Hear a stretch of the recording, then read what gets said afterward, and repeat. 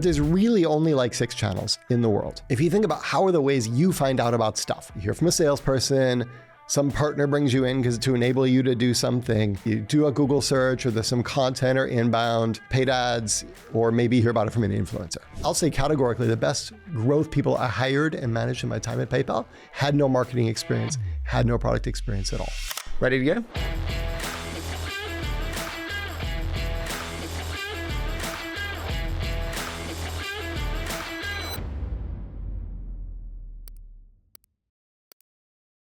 Matt, I cannot believe it has been, I think it must be, 8 to 10 years since we first met. You were one of the first people I met in tech in London, so thank you so much for doing this. Likewise, it's my pleasure. Thanks for having me. Now, I would love to start with some chronology. So how did you make your way into the world of growth, and what was that entry point for you? I guess, my career started in Silicon Valley, and I was like humanities, philosophy, and rhetoric undergrad. And so I was kind of taking any job I could find. And what I sort of got pulled to was this figuring out how to get customers stuff. And eventually in 2004, I joined the growth team at PayPal. And obviously, we know how that story went. And I learned just a ton of stuff in almost 11 years there. And then after that, I left, I became a VC myself. That's kind of when we met. And I got to see, as a VC, you just get to see so many startups rapid fire and see inside of them and what's happening and their metrics and the people's personalities. And to be honest, I started to see a lot of teams wasting a lot of money and a lot of real talent, making the same mistakes over and over again, very preventable mistakes. And, that combined with the fact that I didn't love fundraising, as we were just talking about. So I left VC and I started my own business where I work with startups and kind of help them avoid those preventable mistakes and find their high impact growth levers. If we just unpack a couple of elements there, 11 years at PayPal is a hugely impactful segment of your career. What are one or two of your biggest lessons from that 11 years? So many of them. I think, towards the end, it got to the point when you're in a big company where having the right answer is like 5 or 10% of the problem, and getting the entire organization and to change people's mindset and align resources ends up becoming like 80 or 90% of the problem. I'm sure I've messed up the math there, but something like that. And so I'm very much more shifting my time and my hiring strategy and everything more around influence. So that was a big piece of it. The other big one is when I look back on my time at PayPal, 90% of our growth came from like 10% of the stuff that we did. And by that, I mean, like I could go back and say, there are 5 or 6 things, obviously before my time, getting on eBay, referral bonuses and, network effects growth, getting engaged with web developers who were building the sites and implementing the payment systems, getting pre-integrated with shopping carts and hosts, some outbound sales. Like that drove almost all their growth. But they did still like a ton of other stuff. They spent hundreds of millions of dollars on marketing campaigns, building products that frankly nobody ever used. And you can do that when you're generating hundreds of millions per year in free cash flow. But startups don't have that luxury. But then, when I step back and as a VC and start to look at other success stories, I start to see that pattern repeat of like 90% coming from 10%, and you can see it. You've had these people on your show, Canva and Dropbox and all of these. And so that sort of got me to this question of like, okay, as an early stage startup without all that free cash flow, how can you figure out what that 10% is as quickly as possible? Incredibly challenging. So now you've had 11 years, you've also seen so many preventable mistakes from the side of the investor. When you sit here today, what do you know now that you wish you'd known when you entered the world of growth? I think the biggest thing is how much of growth is actually figuring stuff out, is actually information discovery, rather than running playbooks, doing best practices, copying what other companies did. It doesn't take a rocket scientist to figure out you can do SEO, you can do ads, you can optimize your funnel, but figuring out the details of, Google has 100,000 search results for any query. How are you going to be in one of the top 3 results, which are the only ones anyone's going to click on when you've got companies with way more money than you and 10 years of head start who are locked into those top 3 positions? Ads are sold at auction, right? So which means you've got to be able to outbid companies. And right now, the ones who are winning those auctions have the best unit economics, the smoothest funnels, the most creative testing behind them. So much of growth is just trying to figure stuff out as quickly as possible. What's the hardest thing about figuring stuff out in growth? The hardest thing about figuring stuff out is Honestly, I think it's hubris. I think it's that people come in and they don't realize they need to figure stuff out. They have their best practices. They have what worked in their last job. They have what they heard on your podcast. And they're like, all right, let's do this and like turn on the tap. And so, I mean, you see so many startups make this mistake where they overinvest in time and money and energy in building a product and launching some massive campaign, and it doesn't survive first contact with the customer. And they did that because they were sure they were right, but they weren't. And so just having that humility and that curiosity going in can save you so many wasted cycles, so much time and resource. There's so many questions that I want to dig in straight on, but I want to set the foundations of like what growth is and what it isn't, because it is so widely and bastardized as a term. Like, what is growth to you and what is it not? The simple definition I use for growth is you've got some value that you deliver. You help customers do something they're trying to do, they're struggling.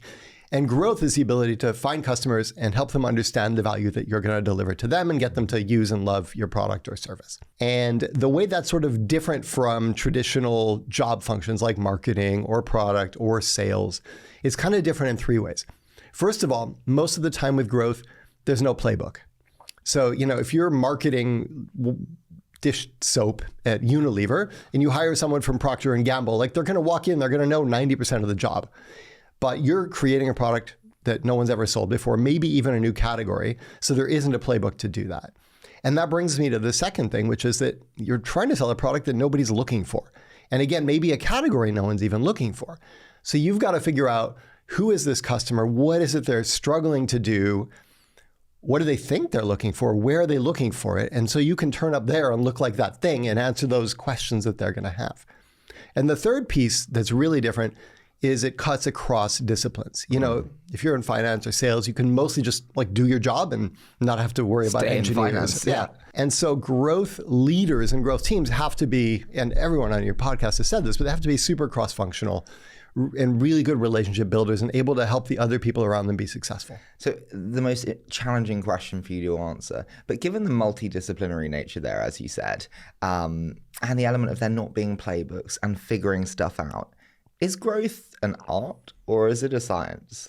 If you have to choose one. I have to choose one. You have to choose one. I'm going to make the argument that it's both, but then I'll choose one. Okay. I think the argument that it's both is that when you see growth science without art, and these websites, I mean, I guess if we're naming names on this show, like some of the travel booking sites, these flows where they just over-optimized and refined and A/B tested every little thing. And sometimes it's like a yucky experience, but it's the optimal blend of conversion rate and AOV and, blah, blah, blah. And they're just not great experiences. And then there's all these famous examples of ad campaigns where people have spent gazillions of dollars in Super Bowl ads and all this stuff, and they just haven't sold more beer or shoes or whatever it is that they're trying to sell because it doesn't resonate with customers. It's just good entertainment. So I think, at its highest form, it blends both. And the trick then is to be able to get artists and scientific people to work together, but that's like a whole other story. Just picking up on that, you said about travel sites where the flow is maybe suboptimal for the user experience, but it's like optimized for the conversion funnel for the AOV.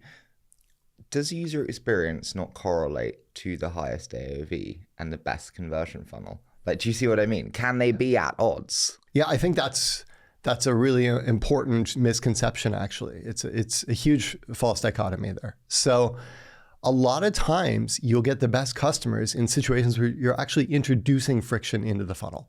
Huh. So one example of that is, I don't know if you've ever, probably not, tried to sign up for Noom or Calm. And they have these onboarding flows where they're like, what brings you here today? And what are you trying to achieve? And what have been your problems in the past? And how much do you weigh? And what's your target weight? And blah, blah. And there'll be 20 or 30 questions long. And these long flows are actually really good at building intent. And the A/B test and optimize the shit out of these flows. And it is more of an onerous user experience. And what do they get from that? They get a higher quality lead that's like got sunk cost fallacy because they've put enough time in to get through 30 questions. Like, what is the, why do they do that? So sunk cost is part of it. Like, you're not going to, not want to see your results when you get to the end of answering 30 questions. But a big piece of it is actually, and this is, I think is brilliant, is they're sort of taking people through the mental purchase journey. So if you're selling expensive software, you can afford salespeople and they're going to answer your questions and explain and demo and blah, blah, blah. But if your product costs $10, $30 a month, you can't. So your users are coming in and wondering, how is this thing going to help me? Why are my friends recommending it? Does it work in my specific case? What about this? What about that? And each of these questions doesn't just get some information from the customer and help qualify them, which is useful, but it builds intent. Because if you go to the doctor and you say, well, it hurts here, and then the doctor says, well, does it hurt when you do this? And does it hurt more at night? And if you're like, yes, yes, yes, then you believe whatever the doctor says is more likely to be accurate. So they're actually showing that, yes, we understand you, and that builds intent. I got you. It's just fascinating, isn't it, that actually like a poor user experience can actually create higher conversions and be better for the business. It's kind of I guess it depends how you define poor, but I think most people traditionally think of that as like lots of form fields. Yeah. I get you. So the other kind of challenge I find with growth as a definition is, and I have two different people in the show, and some are like, it's about optimizing funnels, A/B testing everything. And then others are like, it's about taking the big swings, seeing outside the box and going, we're going to test a few things, but big things. Is growth about moving the needle with big projects, or is it about actually optimizing lots of little things? So the answer, of course, is it depends. Yeah. So let me just give you a simple set of rules to figure out which. At any given time, it's going to be 70-30 one way or the other. And one way or the other depends on where you are in your company's growth. So in the beginning, it's premature to start optimizing. You need to figure out the big stuff first. Once you've got one lever working, two levers working, then you can start devoting resources to optimizing and trying to squeeze more juice out of that lemon. But then you've always got kind of your 30% who are like, okay, what's the next big lever? Is there a market segment we're missing? Is there a use case that we're missing? Something like that. Is there a channel that we could start to develop? Okay. When you look at going back to the art or science, I just want to get an answer on this. Pushed, which one is it today? And has it changed actually? Like we look at a world of AI where maybe creativity is more front and center.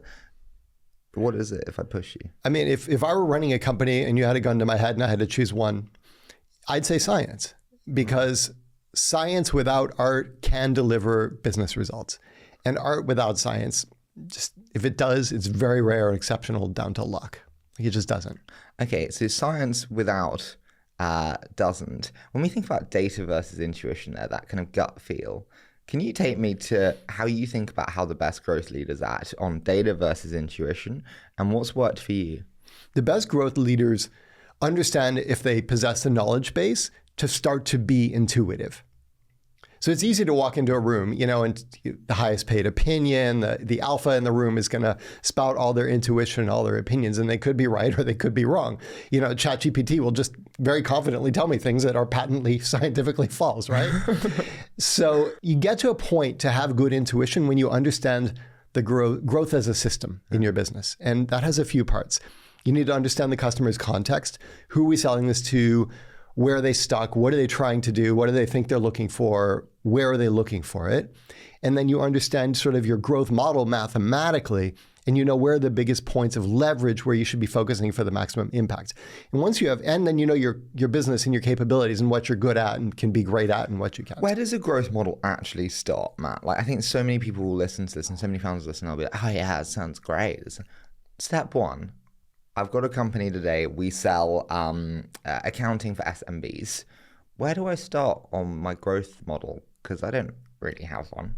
The way to map your growth model is you start with your Northstar, and that's going to be a metric that increments when you deliver value to customers, and something that encompasses the entire funnel. And you stress test it a bit so it's not creating perverse incentives like, hey, is there a way we could game this and make this number go up without actually delivering business value? Do most startups choose the right North Star or the wrong North Star? And what mistakes do they make in choosing it? The biggest mistake with North Star, and it's a very reasonable one, is they choose their North Star as revenue or profits. Always. And, as an investor, you're like, straw man that for me. Like, why wouldn't my North Star be revenue? Like, we're a business, right?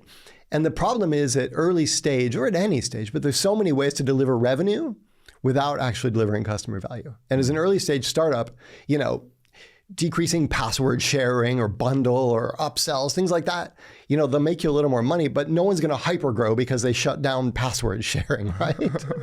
So you need to focus on things that deliver value to customers. And the second problem with money is if you take, your 6 functional heads in your business, engineering, product, sales, whatever, and say, give me your best ideas for making money, they're going to give you 6 different strategies with 6 different resource sets moving in 6 different directions.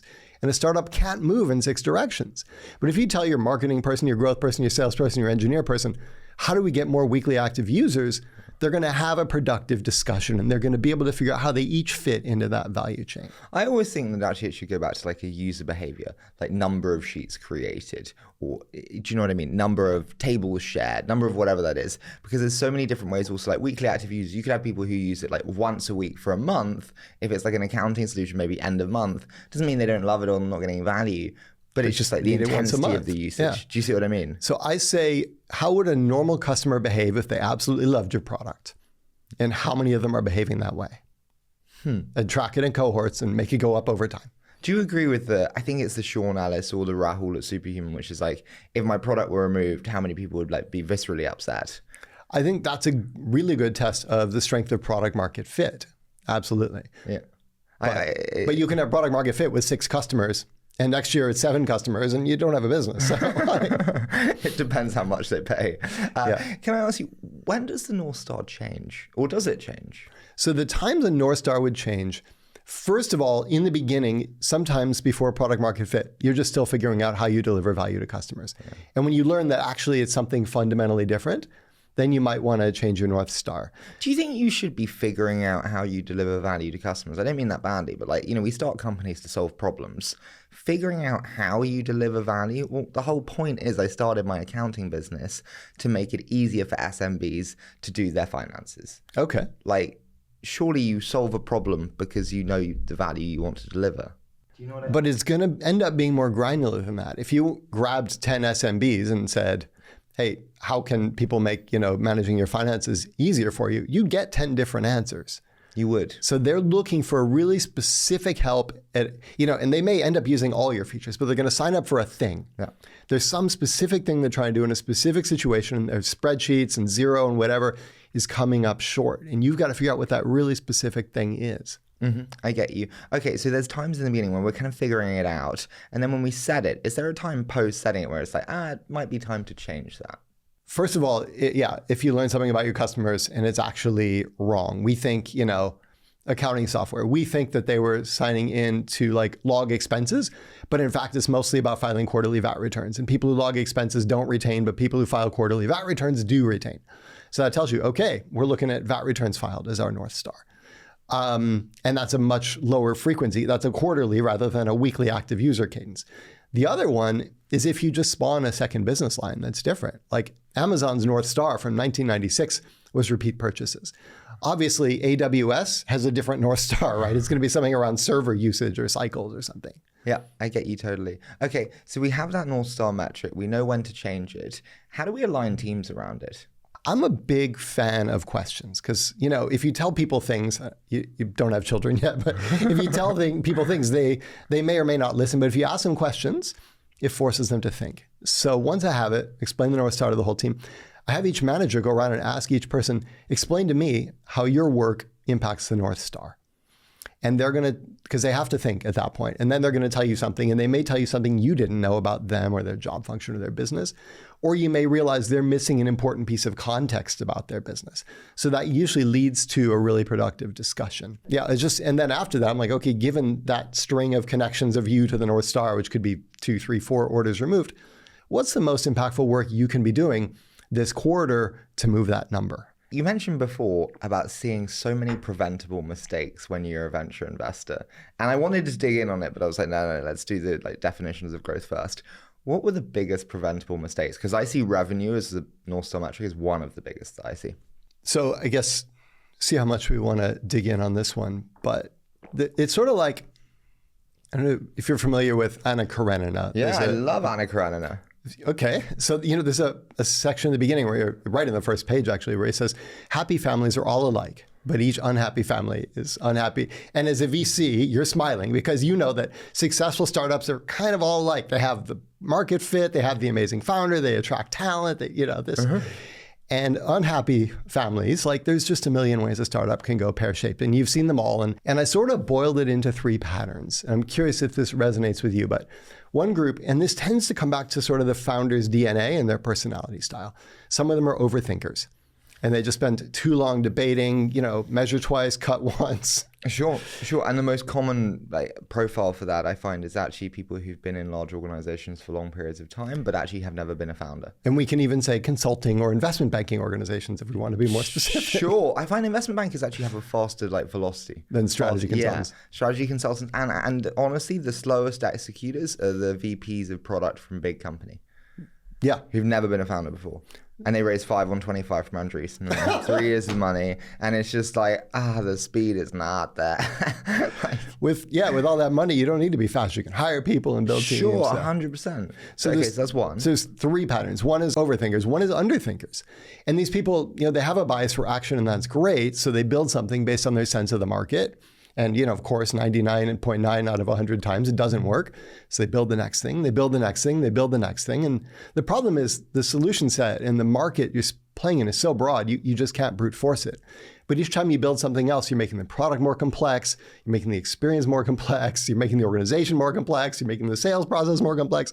The value proposition is slowing you down at a time where you need nothing more than speed, right?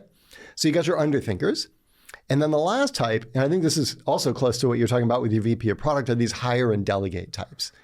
And they're like, I'm humble, I'm not an expert, so I'm going to hire 6 heads of my 6 important functions, and they're going to come in and do their best practices. But if you really don't have fundamentally product market fit, a strategy, a sense of who you're selling to, they're each going to give you best practices. But you don't need to be good at 6 things. Like a startup needs to be good at 1.5 things tops. And you don't know if that's a sales motion or if that's product led or what. And so your your resource asks far exceeds your ability to deliver. And then all those trade-offs you were trying to make just bubble right back up to the founder. So I think one of the biggest mistakes that I see is founders sort of split across channels too broadly, and they don't nail one channel efficiently. And Kip Bodnar from HubSpot said on the show that actually it takes 1 channel to get to 50 million in ARR and 2 to get to 100 million in ARR. But actually so few even have one ever that really works. Actually, I think it was our last guest who said, Adam Gross, who said that if you do paid under 100 million in ARR, you're not really product-led growth. My question to you is, do you agree in terms of channel diversification too early being a massive problem that you see founders make? And how do you think about that early channel strategy? So first of all, I think the exception on paid below 100 million ARR is it's a good way to get eyeballs quickly for testing. So it's a good way to validate stuff quickly, but it shouldn't obviously be the crux of your growth early on.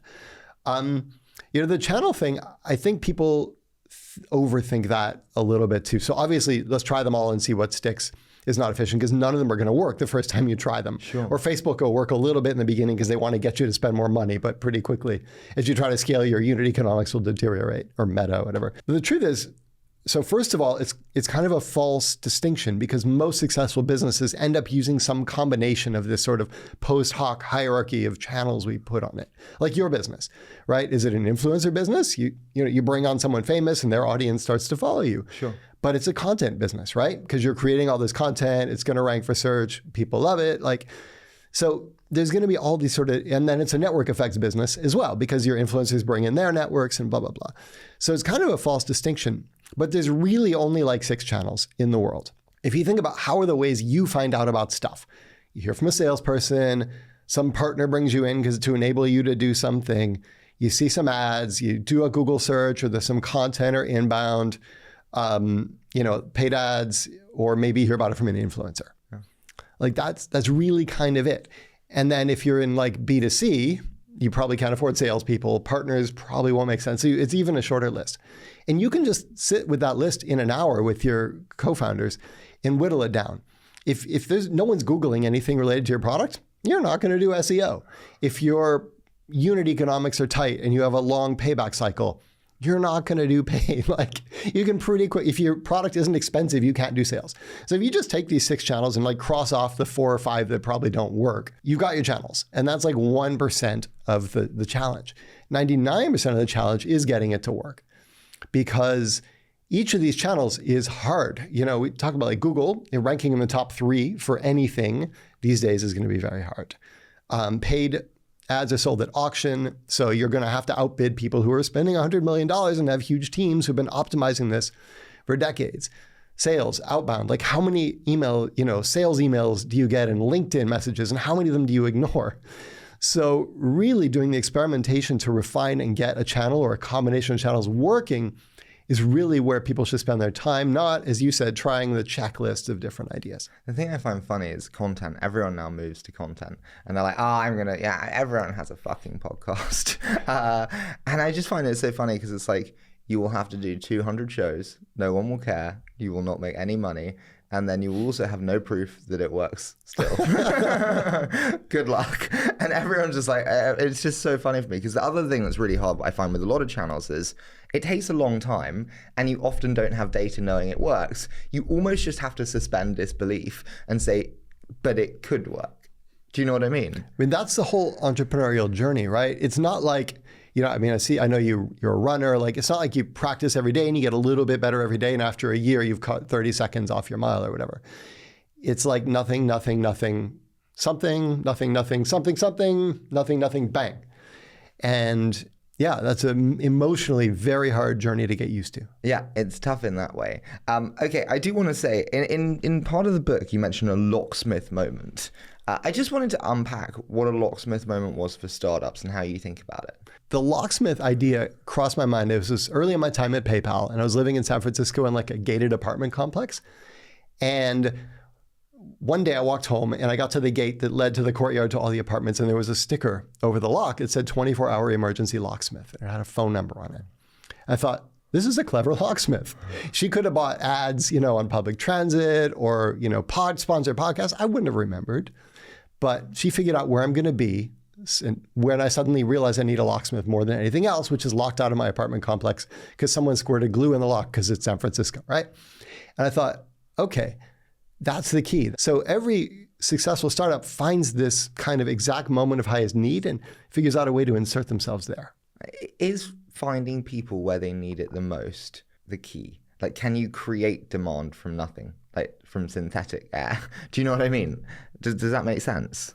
So like you said there about the locksmith, which is like, someone puts glue in the lock and you need it now. Like some products you don't need now. How does the role of growth vary in those two opposing worlds of like, shit, I broke my leg, I need it now, versus, that would be cool? I know it's possible because I see it, like athletic greens. Yeah. Like we were all just fine before athletic greens, and yet some people spend tons of money on it. In terms of finding that person, I think the hard thing is they do have different needs and different things resonate.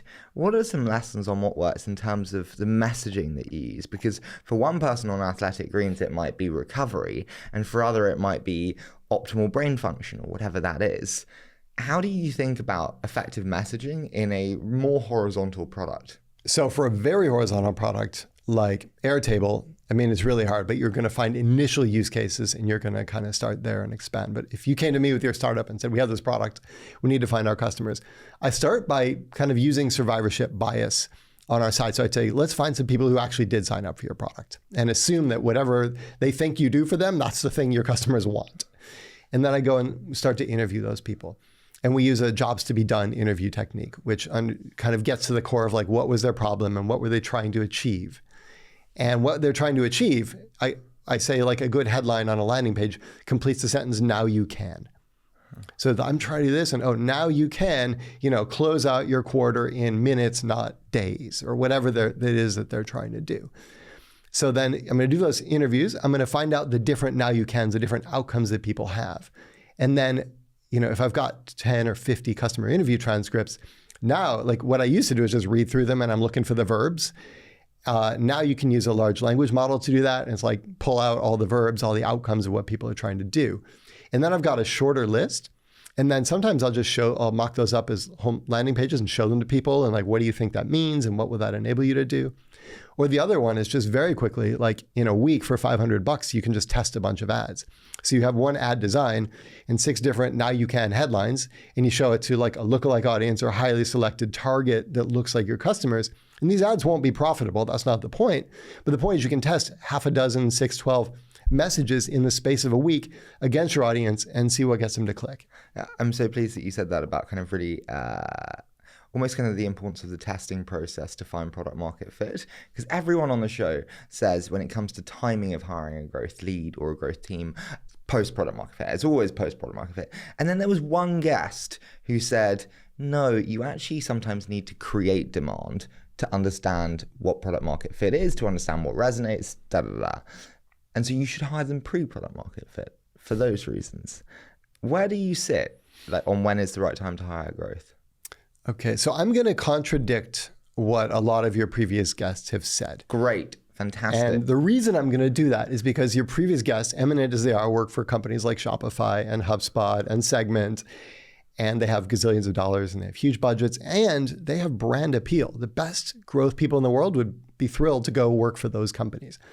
Little startups don't have the brand recognition. I mean, they're not really great jobs. They don't have a ton of money. The equity is, a bit sus. And so you can't necessarily hire a growth genius at that stage. So part of it is just the level of talent you can hire. And if you think about growth, this is something that cuts across every function. It's the hardest thing your company is going to do. So you want the most talented, smartest person in your company who's closest to the customer, the most impatient, the fastest mover. And that sort of starts to look a lot like a founder. So I really believe very strongly that your first head of growth is your founder. And their first hires, I wouldn't start by hiring somebody senior. So I see this play out badly a lot where people are like, I'm going to bring in the magical growth wizard and they're going to grow my company, and just goes pear-shaped more often than not, because these people are bring in their playbook they ran at their last company or their bag of tricks or whatever, but they don't fundamentally understand your business. And you probably wouldn't let them if they were good, you wouldn't let them have all the engineering resources and all the product resources and all, you wouldn't let them do the stuff that they need to do to be successful anyways. So first hires for me, once you understand roughly how your business is going to grow, maybe it's content and inbound, maybe it's paid, whatever, hire people who can do 50% of the hard things you need and figure out the other 90%. You've got a list of hard things you need, whatever, good direct response copy, user experience, funnel optimization, deep analytics about retention cohorts. You're not going to find someone who can do all those things. So find someone who can do half of them. And then the other 90% is between the time you write the job spec and the time that their butt hits the seat, everything's going to be changed. And 6 months later, everything's going to be changed again. So fundamentally, what you're going for is what is their rate of learning.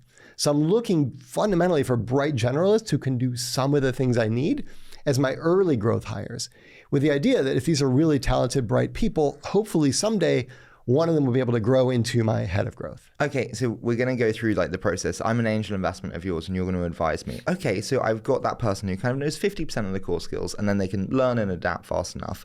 How do I find these candidates, Matt? I don't have a growth network to pull from. What is the right way to start the process and start getting candidates in pipe? I've actually found, even when I've worked for kind of unknown startups, that general broad inbound tends to work. But I find the mistake people make is that they apply too many filters to the search, right? You write the job spec and the recruiter's like, well, what do you want? And you're like, 6 years of experience in a Series B, high growth, fintech in London, went to a good university, former management consultant. And it's like, okay, but she already has a job. What about the rest of the world? And so if you just remove filters like geography or a certain university degree or certain work experience, often you can find these bright generalists. I mean, I'll say categorically, the best growth people I hired and managed in my time at PayPal had no marketing experience, had no product experience at all. I mean, they were coming into an organization where they were surrounded and supported, but they were both former scientists and they were really good at figuring things out. Did they have commonalities in their backgrounds around that then? Were they all maths grads? Was there other things in their profiles that were common despite the lack of marketing? I mean, one of them was a physicist, the other one was a computer scientist, but in a university doing academic research. And so both of them understood data and they could think from first principles, and they understood this idea of causation and correlation and experimentation. So it is like a science-rooted mind, say? Yes. Scientists are always aware of what they don't know. Unlike, most people in most jobs, you're wrong all the time. You see these big gaps in humanity's understanding of whatever your discipline is.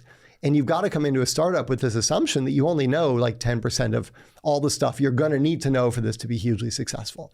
And scientists come in with that curiosity and humility. I mean, as a venture capitalist, we're never wrong. So you're simply wrong. I mean, because you feel great every time you make a check, right? You write a check, you're like, I feel great about this company. And then the data tells you, well, no, you were stupid about 80% of these companies, right? 100%. It is one of the most unique jobs in the world. I said to my mother the other day, can you imagine like a chef in a restaurant where 90% of the meals they produce can be terrible, the worst? As long as 10% are great, you can be the best in the world. You're the Michelin star, yeah. She's like, I don't get this at all. I'm like, it's a unique position. Okay, so we have this profile. I love that in terms of actually the best hires not necessarily coming from that background. So we put that out, we put it on Indeed, put it on whatever we want to do, and we have this top of funnel. We start the interview process. Interview 1. What am I trying to achieve from that first interview, Matt? I've never done this hiring process before. What questions do I ask? How do I do it? So remember I said you want someone who can do 50% of the hard things you need to do and figure out the other 90%. So my entire interview process is going to be focused around figuring that out. So I've got my little list of like 5 hard things, and I'm going to start like a funnel. I create rapport. I start with really broad questions.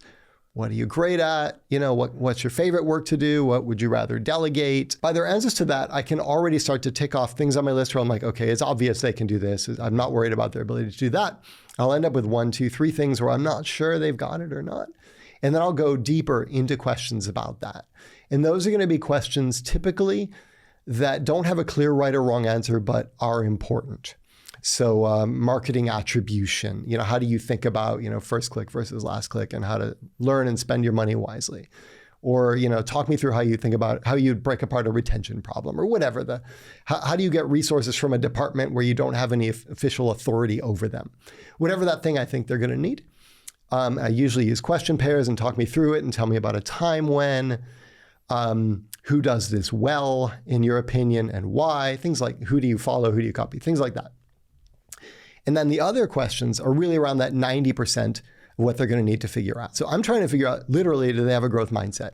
And these are the questions I've been using them again and again for years, and they just never fail. And it's never close. No one's ever like kind of maybe. So the first one is just like, what are you hoping to learn in this role? And good people will already have thought, they may not have like a stock answer, but they're going to have thought about where they're at in their life and what they need to learn to get to where they're going. The second one is, tell me about a mistake you've made. And it's just, some people are comfortable talking about their mistakes, and some people think it's like a trick question to find out their weaknesses, and they have some scripted answer. And then if they tell you about a mistake, like what are their nonverbals? Are they comfortable talking about it? And then do they, unprompted, do they tell you the lessons and what they do differently? Like, had they thought about this mistake before the interview? The third question is just, do you have any questions for me? Because good growth people are annoyingly curious, like not fun at cocktail parties, but very good. They ask all these like, sounds obvious, but oh, hold on kind of questions. And then the other piece I need to figure out there is, are they a playbook runner? Are they going to come in with their playbook and execute it? Or are they going to try to write a new playbook? Because the way you get promoted in a lot of companies in product and marketing is by doing the stuff you're supposed to do, but doing it faster and doing more of it and making fewer mistakes and managing more people and more budget and making good decks. And none of those things are useful in an early stage startup. You actually don't want to do most of the things, and you don't want to spend most of the money, and you can't hire the people. And no one needs decks. So to find the playbook writers, I'll ask things like, what do you see as the big open questions right now in our business? Do you prep them ahead of time for that then? Do you send them a deck, a fundraising deck maybe from the last raise? Do you send them prep on the company itself, just so people are informed enough to come in and be like, oh, I know your business? Or is it like on the fly, let's see how quick they think? It may not be a first round interview question, but I don't prep them. And the truth is, I don't necessarily need them, like most interviews, I don't need them to have the right answer. I want to know how they got there and what they think. And maybe it's like, well, you're in this industry and your competitors are all doing this and you couldn't do it that way. So, or something around market validation. So no, I don't prep them, but I still find I get good answers from good candidates. What are the biggest mistakes people make in those early interviews? I think the biggest mistake early on in hiring is just being dazzled by the names on a CV and where you've worked in the past and what you've done. And I think I already said I have very little use for experience. And if you worked for a successful company in this space, it doesn't mean you knew how to cause that success. It just means you worked there. Do we do case studies? Often people like to bring a growth experiment as part of the process and say, hey, do you do that? And do you test in some tangible way the skills, the 50% that we want to see them have? I don't tangibly test stuff. As far as case studies, I'll just do it informally. Tell me about a time when you walk me through it. If you could, what did you learn? If you had it to do over. As far as skills, I find, this isn't engineering. I find if people can talk about it well, and if I know they have a bias for action, that they're either going to be able to do it or figure out how to do it. What's the biggest mistakes you've made in hiring? I've done this more than once, and I'm not proud of this. That's fine. But there have been people where I interview them and they're brilliant and they're talented and I really like them and I really want to hire them. But something in the interview process suggests that maybe they're dishonest or lack integrity. And it's always a small thing, like when the interviewers debrief and they told this person one thing, but they told this person another thing, or two things that didn't make sense. And it's like, oh, it's just a little thing. Don't worry about it. And what I realized was nobody lies about just one thing. And if they lie about little stuff, if they don't have integrity, then they lie about big stuff. And so I bring those people in and they are bright and they're talented and they do cool stuff. And then they do something that really puts me in a bad position. How did it turn out in the cases where you got it wrong? I had to let those people go after, I was in a situation where I was embarrassed. I looked bad. My organization looked bad. It cost us some money, where like really nasty things happen. Do you need to be in person for growth teams? I think a lot of it is creative, it's testing. As you said, it's multi-function. Do you need to be in person? I think there needs to be a part of it that's in person. A lot of it is really solitary. A lot of it is almost like coding, like spending time with data, talking to customers, making sense of interviews, refining and designing creative, setting up experiments. So a lot of the execution is solitary, but a lot of the knowledge sharing and ideation process is coming together. So my rhythm is I'll have typically, a day, a week at least, or 2 days where you're together, and always a weekly growth meeting. And that point of that weekly growth meeting is which work what's the most impactful work? How's it going so far? What did we do last week? What did we learn from that? Win, lose, or draw? How are the numbers trending? And therefore, what should we do this week? So you're going to look at the results of all your experiments, the stuff you tried, your customer conversations, your data analysis. You're going to take everything you learned and you're going to share it with the whole team. And they're all going to be a little smarter and they're all going to have some new ideas. And then you can have a really productive conversation about, ideas they didn't have coming into the meeting that suddenly make sense. And so at once, that's like an information sharing pump. And on the other hand, because it's a weekly cadence, it pushes the pace. You're like, we have our meeting on Monday. I need to have my experiments done by then. And the cadence of experimentation and learning is critical. Now we've decided we want to hire this person. They're joining. I have no idea how to do onboarding. I think every startup does onboarding terribly for any role. For growth, it's even harder. And it is hard. What is the right onboarding process for a new growth hire at a startup? So every company is kind of different in how much they like process and organization. So I'm going to just give you the core principles and people can adapt it to their systems. But there's basically 2 steps here. The first one is they need to become an information sponge. And there's like 3 or 4 buckets they need to get to learn everything they can about your customers. So to be some listening to customers and a lot of digesting customer research and looking at old experiments and what worked and what didn't, and talking to sales and customer service people. They need to understand the growth model mathematically, where do customers come, how much do they cost us, where do the conversions, drop-offs, which cohorts retain, all that stuff. And then they need to understand like your team and capabilities and who are the other people here and what can we do and how do I work with them. Once you've got all that, then step 2 is prioritization. So remember early on I said 90% of your results come from 10% of the stuff you do. So which work do we do in our limited runway is actually a super important question. So I'm going to have this conversation with this person about, okay, given all that, after 30 days, what should we be doing and what should we not be doing and why? And I'm going to, even if I completely agree with them, I'm going to stress test the shit out of that because like, why are we doing this and not this? Because it's a very important decision and it's worth spending some time to get that right. After that, then it becomes a question of like, is that stuff actually happening? How's it going? What are we learning? If this works, how big can it be? And how can I help this go faster? Are there any quick and easy wins that people can do joining teams in the growth role? And should they be going for those quick wins? So every good growth person with some experience has a bag of quick wins that'll work. Changing a bad headline to a good now you can headline. Going back through, most people track signups and conversions for their paid stuff, but they don't look at customer value. And you may find that certain channels bring you higher or lower value customers, and you can just shift spend to the ones that bring you high value customers. Things like if you haven't been emailing your database and you've got a good email sequence, you can wake up a bunch of dormant leads really quickly. So that they're all like, and there's dozens of these quick wins. and you can do them. And especially if you need money or if you have one of those founders who's impatient for traction, fine. But if you think about any of those things I just said, they're kind of one and done. Once your headline's good, you're not going to, if your conversion goes from 1% to 10%, you're not going to 10x that number again.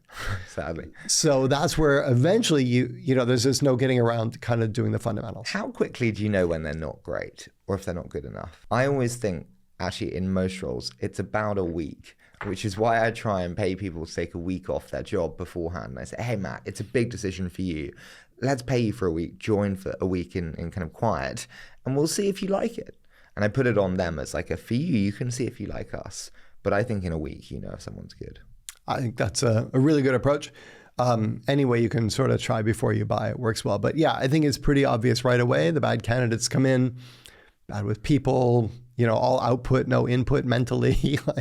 It's usually pretty obvious, I think, once you've got some experience. Are there any big mistakes growth people make in their first days in a role? I mean, I think it's the opposite of what I just said, right? It's coming in and trying to run your playbook from your last job and feeling like you've got all the answers instead of having the humility and curiosity to understand how does this business work. Can I ask, what growth experiment did you have the most conviction in that then turned out to be wrong? LinkedIn, actually. For my business now, someone who I really respect gave me advice to start posting on LinkedIn.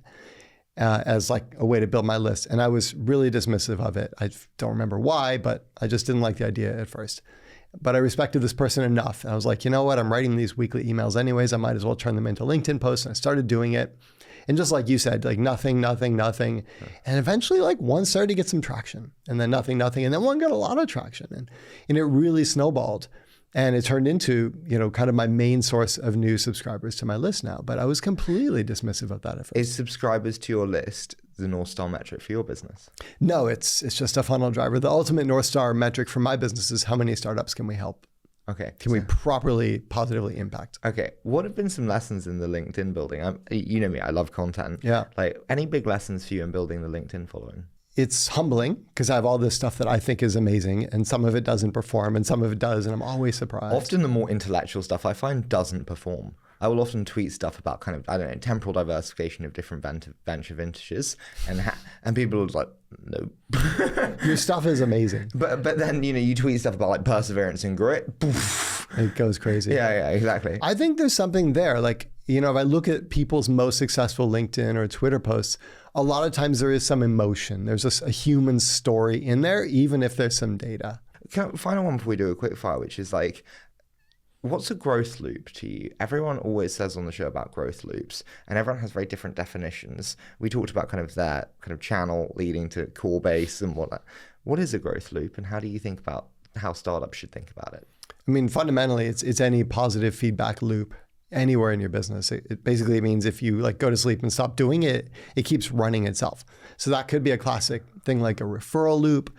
It could be a financial loop. If your ads are paying back 5x in 30 days, then you have a positive ad spend growth loop. There's these network effect loops where you bring people on your show, they create content that brings you more listeners, which then increases the desirability of your show, which brings you better guests, a virtuous circle. So anywhere, once you've mapped your growth model, you look around and say, where can we find a positive feedback loop here? And then you double down on the growth loops that you find. Yeah. Can you double down on more than one or two at once? It's hard because the doubling down is really down in the trenches of really tweaking and optimizing, going from 0.5x return on ad spend to 3 or 4x return on ad spend is 100 experiments or more. Should the growth team be in the core functions, be it marketing, be it product? Should it be separate completely? So in an early stage startup, I think there just comes a point where your company becomes the growth team, right? Like you go through fundraising, you go through building your product, and sort of the eye of Sauron turns and it's like time to do growth because the startup can't really do two things at once. And that means your founder is very involved in it and all the king's horses and men are on deck. When you have a larger company, it needs to stand outside. It needs to be cross-functional and diverse because growth people have a fundamentally different orientation, different approach to life than other groups, but they need to have really good relationships because they're going to need to pull resources. Like, when I was hiring these brilliant scientists, the other trait I was screening for was sociability. and people who could just go make friends with the engineers and the data scientists and everybody and just get stuff from people who didn't report into us. Listen, I want to move into a quick fire round, and I want to start with, you wrote the book. What's the hardest part of writing a book, Matt? So for me, because I love writing and I write emails and LinkedIn posts, I'm used to writing on short form. And then turning that into a full book, I completely underestimated the magnitude. That's like an architect who designs like loft extensions having to design Terminal 5 of Heathrow. It's just a completely different level of thinking, and I was hopeless. And thankfully, I found really good editors who were able to help me. And I talked about, the philosopher, really sort out and sequence my thoughts and turn that into a concise book. What's the biggest mistake that people make when hiring for growth? The biggest mistake is being dazzled by the names on the CV and going for people with lots of impressive experience. The hard thing about growth is there really is very few growth pros, like true growth pros. Do you know what I mean? And the ones who are out there aren't going to come to work for you. That's it. I mean, and they're like $1 million each. Like, your Elena Werner's at Dropbox. It's like, she's not going to come join your like Series A company in London. Yep. Yeah, I agree with you. So you have to find the diamonds in the rough. That's why I'm thinking so much about talent and ability and just get them in there and see how they grow. Because every one of these great growth people started as an SEO person or an analyst or a content marketer and just learned and grew, or an engineer and just learned and grew very quickly. So many of the great growth people started in SEO. That's one thing I really see from doing the show, actually. And that's because it forces you to think about customer intent. Right? We talked about like you've got your product, but your customer has this context, this thing they're trying to do, this thing they're looking for. And you literally cannot do SEO unless you spend your whole time thinking, what are people looking for? And what are they trying to do? How does growth change in a world of AI? So what I see right now happening is a few things. First of all, the floor for creative has gone up. Like AI models can now do design and copy better than 90% of people. So there's just no excuse for doing that badly. Two is they can automate previously hard to do tasks like cold outbound. That all becomes a lot more effective. It becomes more effective or less effective in the commoditization of it? Because you actually have like this infinite supply now of it, and actually it's relatively generic in how it's done for the majority. To me right now, it feels like we're still on the ascending curve. Like suddenly lots of people are getting good cold outreach in a way that they didn't. Okay. They will become inured to that in a year. But at the moment, the window's kind of still open. That's my one worry. It's like, will we see outbound really just decay and die as a channel completely because you just have infinite supply of it? And suddenly it's like, shit, we need to find WhatsApp or text as a new channel loop because it's just too saturated. I have to be humble there because I don't like outbound, and I've been declaring the death of outbound for many years now, and it kind of works. For the few people who really nail it and figure it out, it still kind of works. So I'm not going to, I think that, but I'm not going to commit to that answer. So we have kind of raising the floor on content. We have that in terms of outbound. Anything else? LLMs can help you parse large amounts of customer conversation data quickly and pull out the most important themes. And if you know the most important things your customers are talking about, that's a huge advantage. So that's the other big one I'm seeing right now. But I'm humble. I feel like as these words are leaving my mouth, they're already out of date because this is changing so quickly. And in 6 months, there's going to be just massive things I'm not even thinking about. Do you think this is the most exciting time technologically speaking in your career? So I lived through .com revolution 1.0. Wow. So I'm an old dude. But it's right up there. Yeah, absolutely. I mean, 2009, mobile apps, and Airbnb and Uber and Stripe and like so many amazing companies were getting born. So that was a huge one. And then, yeah, certainly .com 1.0, wherever like people were first building these businesses and like Netscape was IPOing. What growth tactic do you think has stayed truly dominant over the years? I listed the 6 channels before, sales and advertising and most of those have been around for a long time. Like influencers are new, but some of the stuff is new. Network effects. I always love that, like what influencers new, because in the days of like Audrey Hepburn, she was an influencer for the things that she wore, the cigarettes that she smoked. It's just a different channel with which it's presented. That's a great point. The democratization, the long tail of influencers opening up programmatically is a new thing. Network effects, product-led growth is new in like the last 10 years, but a lot of the stuff we've been buying ads since forever, and the fundamentals that make it work, like having the right message, having the right design, testing and experimenting, haven't changed. What would you most like to change about the world of growth? So the thing I'm trying to change in my business, and the thing that bugs me, is back to when I was a VC And I just saw so many people wasting so much money and talent. Like these entrepreneurs are brilliant, talented people on stuff that I just knew wasn't going to work. And making these, again, repeatable mistakes over and over again, waiting to hire a head of growth, hiring a person with a dazzling resume, building this big complicated product before validating it with the market. So I just love to see people shift from thinking they have all the answers and prematurely moving into an optimization mode and much more into like a discovery and curious and experimentation and learning mode. Are you negative on the future of European tech and innovation? I'm absolutely not negative on the talent. I mean, Europe produces incredible talent, but what you see is a lot of the best talent in Europe is going to move to an environment that's more friendly to startups in terms of regulatory, in terms of funding, in terms of pools of labor, in terms of tax rates, especially now that there's remote work. So I think the challenge for Europe is going to be to create reasons for these people to stay, to list on European markets, to raise their later rounds. 24 months, 0 deals in the UK. 7 in Germany, 6 in France. In my own business, I feel like we've got much stronger product market fit in Germany as well. Germany is unbelievable for young entrepreneurial talent, we find. Yeah. I'm worried about the UK. I think that's fair. Okay, hit me. Final one. What's the most recent company growth strategy that's most impressed you?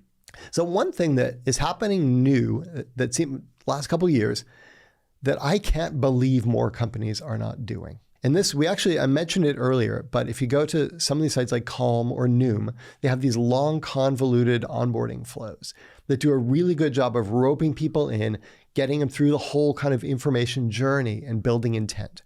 And that's a neat thing because it can run you through an entire sales process without actually needing a salesperson.